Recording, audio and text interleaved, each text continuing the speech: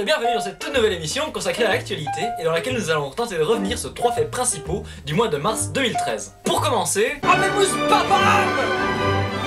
Alors il vient d'Argentine, il ressemble à Woody Allen, il est tout chill et il est chauve! Non mais allô, t'es un pape et t'as pas de cheveux quoi. Son élection a été un événement mondial suivi par les fidèles dans le monde entier. C'est le nouveau Barack Obama, sauf qu'il est pas noir, il est pas né à Hawaï et il tente rien pour résoudre le conflit israélo-palestinien.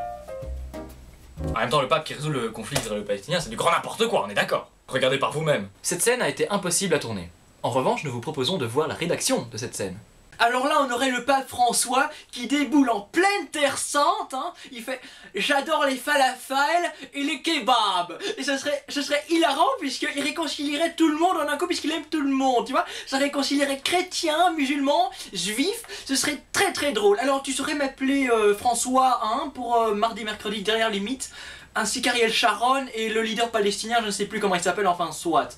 Merci, hein. Ils n'ont jamais répondu. Revenons au début du mois s'il vous plaît bien, au moment où les scandales alimentaires battaient leur plein, et plus particulièrement où Ikea a dû retirer de la vente une certaine quantité de tartes à la Oui, des tartes à la merde. Ça m'étonne même que personne n'ait écrit de chanson là-dessus. C'est un groupe banal qui fait un sacré scandale. Après la viande de cheval, voici les tartes fécales. Enfin bien sûr ce sont des bactéries fécales qu'on a retrouvées dans ces tartes et non pas des crottes entières. Je précise pour les personnes comme monsieur qui voudraient encore en consommer. Pour finir, je parlerai de la dernière manif pour tous qui s'est déroulée le 24 mars dernier. Petit rappel des faits, Madame Taubira a rendu le mariage homosexuel légal, ce qui a fâché une certaine partie de la population française qui a décidé de manifester son mécontentement dans les rues de Paris. Même que Christine Boutin, à la tête du parti chrétien-démocrate, en est tombée par terre. C'est la faute à Saint-Pierre.